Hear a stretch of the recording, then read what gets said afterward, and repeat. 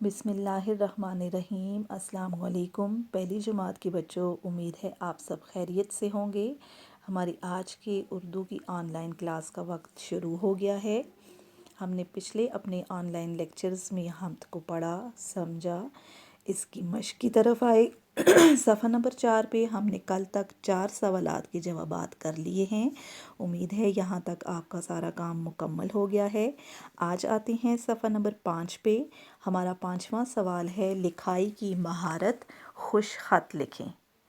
بچوں، مہارت کہتے ہیں کسی چیز پہ عبور حاصل ہونا، یعنی کوئی ایسا کام جو بہت اچھے طریقے سے آپ کرنا جانتے ہوں، اور خوش کا مطلب ہوتا ہے پیارا، خط لکھائی کو کہتے ہیں۔ تو یعنی کہ آپ نے پیارا کر کے لکھنا ہے کس کو؟ یہ جو 2 جملے انہوں نے آپ کو دے دیے ہیں نیچے، اللہ تعالیٰ کا شکر ادا کرو، ہر شے کا مالک اللہ۔ یہ آپ نے اسی طریقے سے آگے دی گئی خالی جگہ کے اندر اس کو اٹھا کے لکھ دینا ہے، لیکن کیسے لکھنا ہے؟ خوش خط لکھنا ہے۔ اور خوش خط کسے کہتے ہیں یہ بھی میں نے آپ کو بتا دیا ہے۔ اب آتے ہیں سوال نمبر 6 کی طرف۔ قواعد، درج ذیل جملوں میں ہے، ہوں یا ہیں لگا کر خالی جگہ پر کریں۔ مثال انہوں نے دی ہے، میں بازار جاتا ہوں۔ تو بچوں، ہے واحد یعنی اکیلے جملے میں آئے گا۔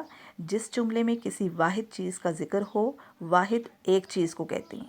جس جملے میں آتا ہے اس کا اختتام ہمیشہ ہوں سے ہوگا، اس کے آخر میں آئے گا ہوں، میں ہوں، یعنی کہ انہوں نے مثال میں بھی دیا، میں بازار جاتا ہوں۔ ہیں اس جملے کے آخر میں آتا ہے جس میں ایک سے زیادہ چیزوں کا ذکر ہو، یعنی جمع چیزیں ہوں۔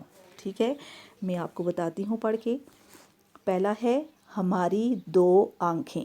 اب اس میں ہم نے ہے لگانا ہے، ہوں لگانا ہے، یا ہیں لگانا ہے۔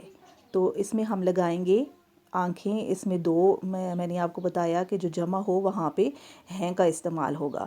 تو 2 آنکھوں کا ذکر ہے، 1 آنکھ کا ذکر نہیں ہے، اس لیے اس میں ہم نے لگایا ہے ہیں، ہماری 2 آنکھیں ہیں۔ دوسرا ہے، ہم مسلمان ہیں، ہم مسلمان۔ ٹھیک ہے، یہ بھی جمع میں آتا ہے، تو اس میں بھی ہم نے ہیں لگایا، ہم مسلمان ہیں۔ تیسرا ہے، اللہ تعالیٰ ہر جگہ موجود ہے۔ اللہ اکیلا ہے، اس جملے میں واحد چیز کا ذکر ہے، تو اس میں کیا آئے گا؟ ہے، اللہ تعالیٰ ہر جگہ موجود ہے۔ اگلا ہے، میں نماز پڑھتا ہوں۔ ہوں ہم نے لگایا کیونکہ میں نے آپ کو بتا دیا ہے کہ میں جہاں بھی ہو اس کے جملے کے آخر میں اس کے ساتھ ہوں ہی آئے گا۔ ٹھیک ہے، میں نماز پڑھتا ہوں۔ آخری ہے، عائشہ اسکول جاتی ہے۔ عائشہ اکیلی ہے، واحد ہے، تو اس میں ہم نے ہے لگا دیا، عائشہ اسکول جاتی ہے۔ اگلا ہمارا سوال ہے، سوال نمبر 7، نیچے دیے گئے الفاظ پر اعراب لگائیں۔ ٹھیک ہے، الفاظ انہوں نے دیے ہیں، دنیا، مالک، زبان، منہ، مسلمان۔ اب میں آپ کو بتاتی ہوں کہ اعراب کسے کہتے ہیں۔ تو بچوں، زبر، زیر، پیش کو ہم اعراب کہتے ہیں۔ ٹھیک ہے، جیسے کہ عربی میں ہم پڑھتے ہیں یا قرآن مجید کی ہم تلاوت کرتے ہیں، آپ لوگ نورانی قاعدہ پڑھتے ہیں، تو اس میں لفظوں پہ زبر، زیر، پیش لکھے ہوتے ہیں، اور اس طرح اس لحاظ سے ہم نے ان لفظوں کو ادا کرنا ہوتا ہے۔